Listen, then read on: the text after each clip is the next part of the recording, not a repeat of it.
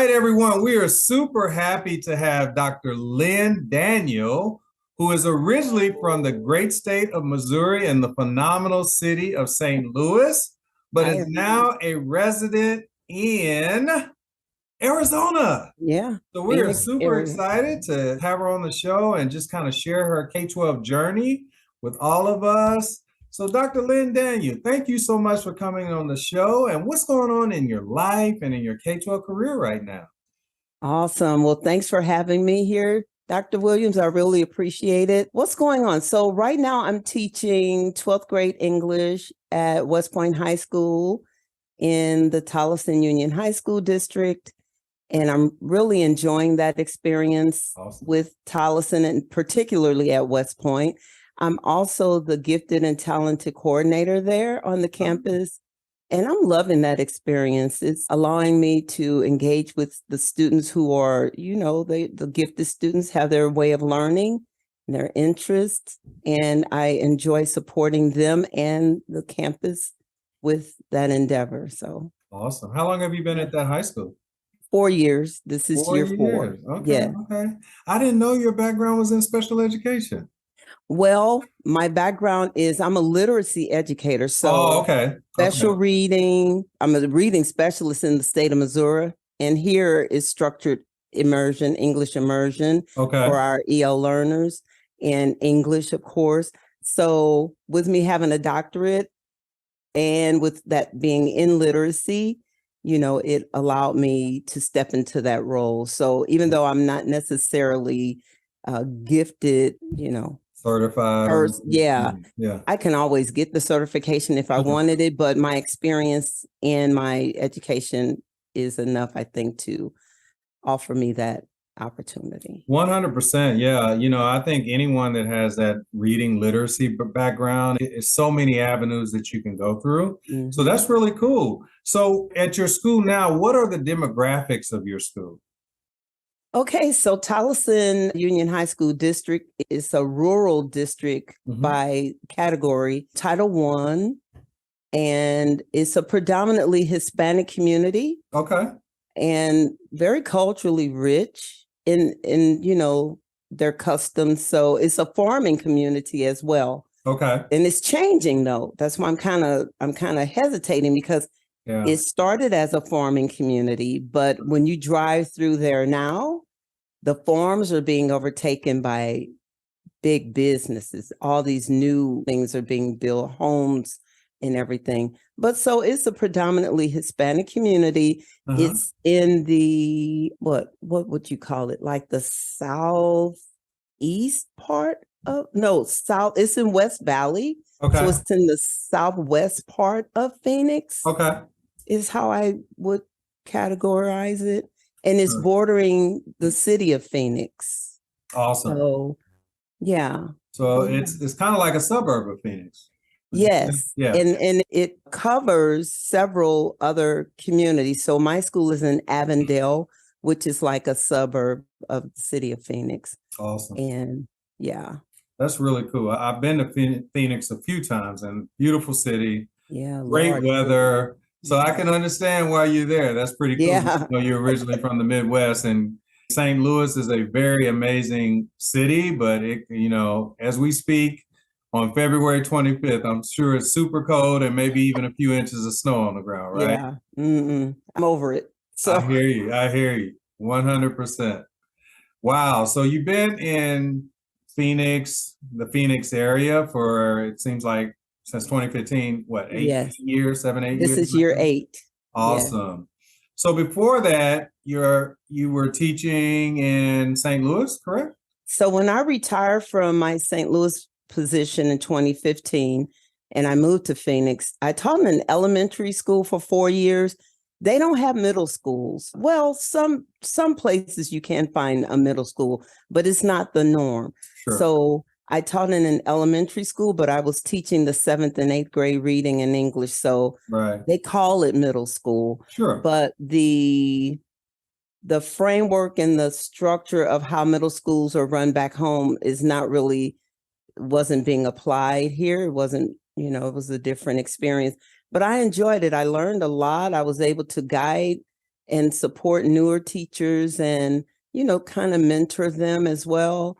And then learn too about teaching in a community where the majority of your students speak a different language at home, and being able to meet their needs, and their parents' needs, because not all the time, but we had a high percentage where the parents, their English is still developing. So they use their first language more often. And so, we learn to accommodate that. Absolutely. Yeah.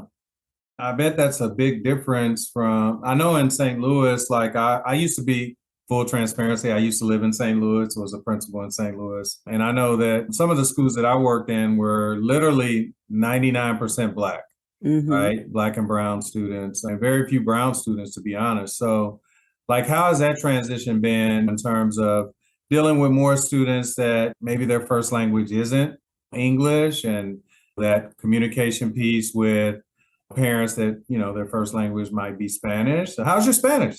I would say it's kindergarten now. Okay. Because when I arrived, it was preschool. So it's getting better. But back home, I taught at Rittner Middle School, which is in the Rittner School District. I guess okay. A little bit different from SLPS. Yeah. And I entered Rittner during the desegregation program. That's how I got my job. So Rittner Middle School at the time was predominantly white with an emerging Black community.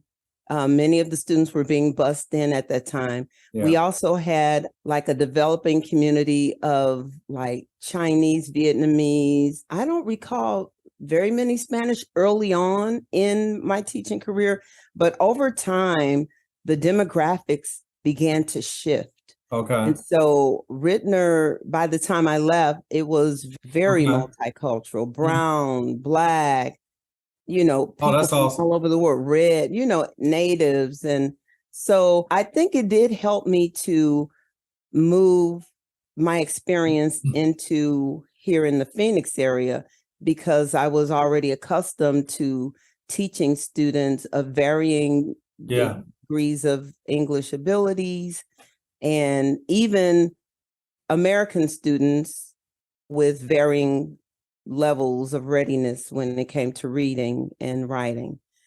Okay. So yeah, I was able to come in and differentiate and use different approach as well.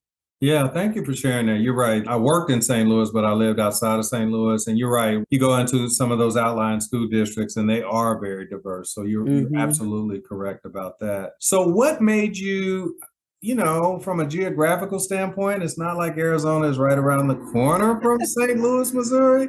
Like, how did you end up in Phoenix, Arizona after you retired in 2015? Well, my daughter lives here. Oh, okay. So both my daughters, I have two adult daughters, and both of them were living here at one point. And then I was driving, so I enjoy road trips. And I would do a road trip every year because I was living in Wentzville, Missouri. I had moved to Wentzville. Okay, yeah. So I would drive, from Wentzville to Phoenix. And that's a long drive. I would break it up into a couple of days. I had my certain route. I would drive through Kansas City and go through Kansas. Okay. I had mapped out my own route, because if you go the AAA route or some other route, it takes you the long way. So I made my own route, and I would drive it and just kind of sightsee through Oklahoma, Kansas, Oklahoma, Texas, New Mexico, and then, So I was doing that drive. One year, I think I drove here maybe twice or three times or something crazy like that. And that was the year, that was either 2014 or 2015. And I told my daughter, I said, when I go home, I'm going to apply for 10 jobs a day. And as soon as I get a job, I'm moving here. Wow. Well, it happened so fast. My daughter just couldn't believe it. She couldn't believe. She's like, Mom, you retired? What? What? And yeah, it happened very quickly. The first round of jobs I applied for, and I researched the schools too. Like I did, well, not in depth, but I did like their website, looked at their website, their schools, what their vision and mission. I looked at that, what they offered in the community. Yeah. And the school that called me first, we had like almost a 2-hour interview. And, I was able to share with her what I discovered on my little quick research, and we just meshed. And so, yeah, she offered me the job, and I told her, you know what? I'm going to take the job. Wow, that's cool. Yeah. Yeah. And so then after that, other schools were calling, wanting, and I was like, no, I think I like the one that I've settled on. I'm going to go with that one. And one school kept calling back, are you sure? Are you sure? And I told them, yes, sir, I'm sure. Don't call me back anymore. So yeah, if you want a job, there are plenty of positions here because of the shortage. We even on my campus, and we are, even though we're Title I campus, we are a high achieving campus. Okay. And we have some vacancies still. Wow. On my campus. Sure. So was working at a high school intentional, or was that just what? Yeah. Oh, okay. Yes. That was my move up, because being in that elementary school, that elementary middle, it was an eye opener. Yeah. Yeah. And I said, you know what? I think I'm ready to go to high school. And one of my colleagues had left the elementary school the year before, went to that district to one of their high schools. And she and I were talking back and forth when she would visit. And I would ask her, and I said, well, can you just give my application to someone up there? And that just opened the door. That's amazing. Oh, yeah. That's really, really cool. Wow. So I'm sure there's people that are watching us right now that are like, maybe they're close to retirement, or maybe they're in retirement and they're like, hey, they're getting antsy and they want to do something. And what would you say to them if they're interested in potentially coming to a place like Phoenix, Arizona? Is that a good move for them? I would say yes. I would say do a self-assessment first and figure out what you really like. What is it that you're looking for? And what is it that you can tolerate? Because it does get extremely hot here in the summer, like 115, 120. So if you can't handle that, then maybe consider northern Phoenix, northern Arizona, like Flagstaff. Yeah. Yeah. It gets more of the 4 seasons. They even have snow right now. Oh, wow. And so, yeah, but Phoenix is it's the valley, it's the desert. And so just be mindful of that. The teacher shortage is real. There are positions. It is going to require you, though, because there is a shortage, it will require you to sub for your peers. Okay. Now, how we do it in my district, we get our hourly rate for covering a colleague's class for subbing.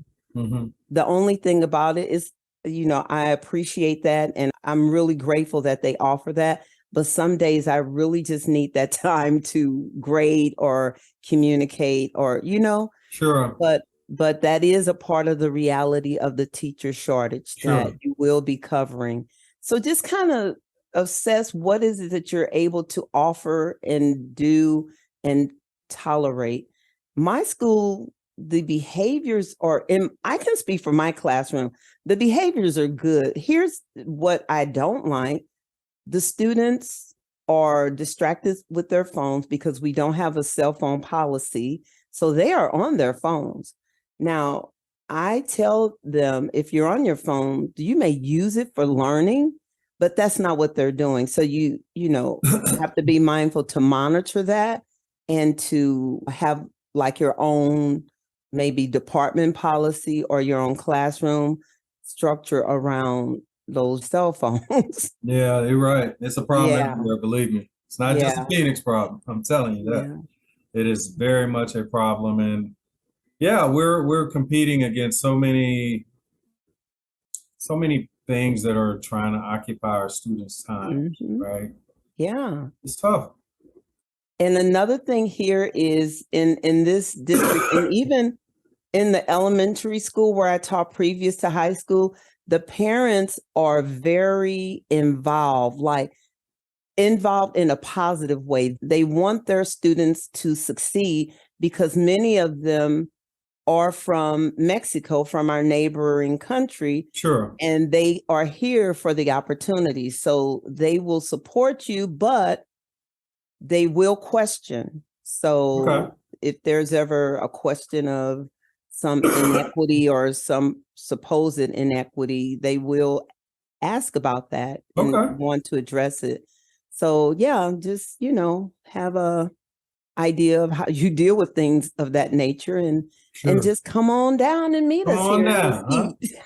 That's awesome. What's the cost of living like in the Phoenix area? You know what? I think it must be a little lower than California, but it's Okay. higher than the Midwest. Okay. I don't know what it's like in comparison to the East, Okay. but the housing doubled. Like I purchased my first home here in 2018, Uh-huh. and then I decided to sell it. I sold it and made a little profit, but do you know the house doubled in value In since 5 years. Oh yeah. Oh yeah, Wow. in like a year. Oh my Yeah. God. So it's expensive to get a nice home. I think when I first moved here and I was renting an apartment, it was a little under $1,000. And Okay. now people are paying twice that much. Just to rent. Yeah, just to rent. Wow. So you're going to have to investigate and see, what fits your budget. For sure. That Yeah. makes sense. Yeah. So you obviously love working as a K-12 educator. I know you probably have had some time to kind of reflect. And if you had to go all the way back to the beginning when you were at Harris Stowe, would you still have chosen to major in K-12 education and have this 30 plus year career? I think so. Okay. Yeah. I think so, especially because I did attend Harris Stowe. It's something about, well, I can't speak for all HBCUs, but Harris Stowe was a small Yeah. school. And at the time I was attending, it was a teacher's college. So everything was about the development of good teachers. And as a matter of fact, we had to take, and now this is in the 1980s, early 1980s, we Uh-huh. had to take a penmanship class Oh, wow. because St. Louis public school teachers all had the same penmanship at one point in time. When I was a student, when I was, in undergrad, Mm-hmm. all of the teachers had the same. I don't know if you were aware of that. No. But yeah. So at Harris Stowe, we had to take a penmanship class. Okay. And I hated that class because I love my penmanship is good penmanship. I ended up with the C in that class. Wow. Because I wouldn't unify my penmanship. Wow. That's amazing. Yeah. Yeah. So that's how it was. They really wanted to develop a teacher that they thought would be a good teacher. And in doing that, in that process, there was a lot of nurturing going on, a lot of, hands-on and care, attention. And so it helped me to just want to be the best teacher. And so here I am, some 38 years later. That's amazing. And we definitely honor you for all the work that you've Yeah. done in St. Louis and all the work you're continuing to do as a teacher in the Phoenix area. So thank you for your service. We definitely appreciate that. Thank you. Thank you. So, Dr. Daniel, there are definitely probably some college seniors that are getting ready to go into the teaching profession. There's probably some new teachers that are in year 1, 2, or 3 that might be struggling right now, because it's very, very common for some teachers to leave our profession in the first 5 years. What advice would you give to those teachers that are getting ready to come into our amazing profession, and maybe some teachers that are, we're just coming out of a pandemic and it's really tough for a lot of new teachers that are new to our profession? What kind of wisdom would you give them as they navigate our amazing profession? I don't know if they want to hear my wisdom, but so I tell my students, I tell my colleagues, I'm old school.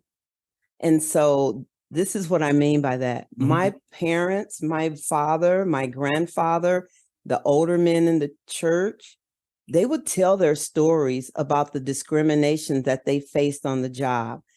And my grandfather served in the military, World War II and Korean War. Wow. Had to enter buildings through back doors and all these discriminatory actions against him. And so at my church, there was an old man I can't remember his name right now, but Uh-huh. he told us he was deaf. He was very hard of hearing. And he told us the story.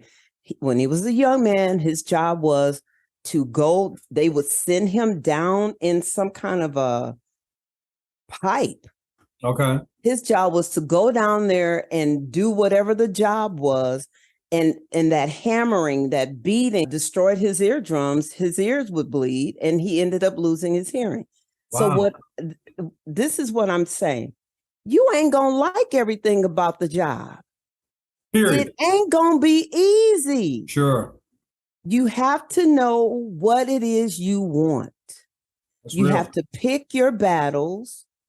You have to design the lifestyle. Is it allowing you to design the lifestyle that you want? Can you feed your family? Can you develop and grow? So stick in there.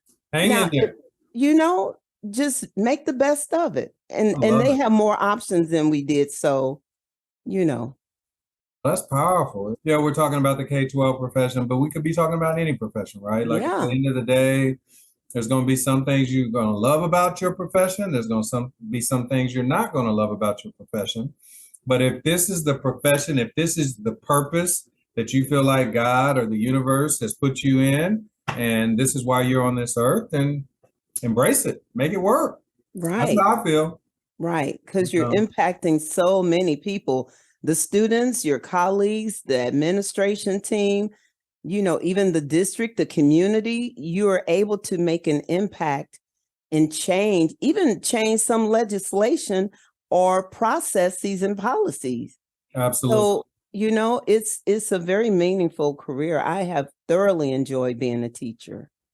I have too. We definitely have that in common. And yeah, I'm just grateful that you came on the show because it's obvious that you've made an impact, not only in St. Louis, and even after 30 plus years of doing it in St. Louis, you come to an entirely different state, right? In a lot of ways, I'm sure a lot of difference culturally, definitely a lot of difference as far as the climate, which is a good Yeah. thing. But yeah, like I'm so grateful to you for this amazing profession. I don't know if I shared this with you, but one of the main reasons why I started the My K12 Career Show is to celebrate K12 educators like yourself. And I feel like we are the greatest profession in the world.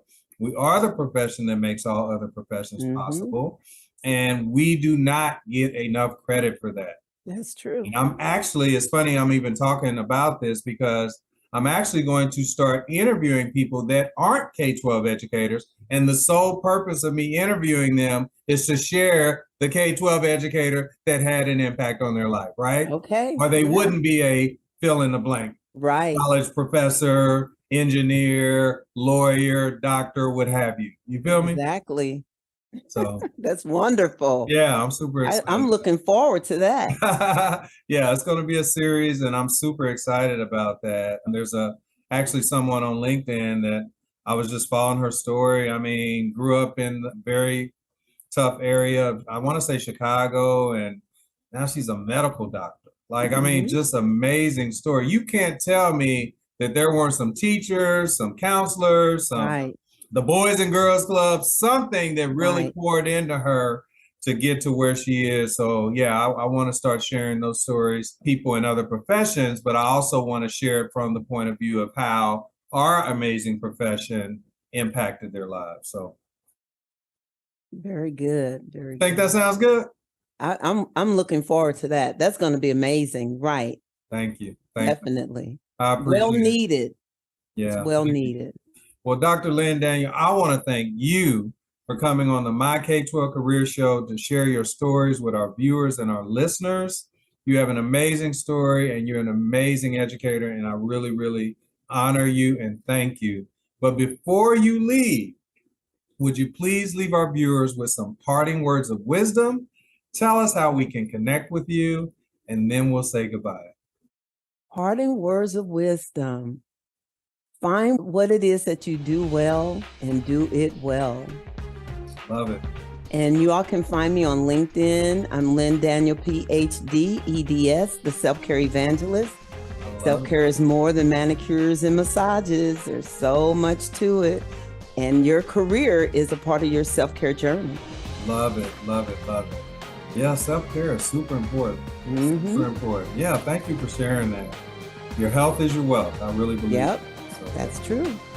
All right. Well, thank you so much, Dr. Daniel, for coming Thank on the you. show. We really appreciate you. And we just wish you all the best down there in sunny Phoenix, Arizona. Thank you so much. Thanks for having me. Absolutely. And I look forward to the new series you're going to be doing. Thank you so much. All righty. Appreciate you.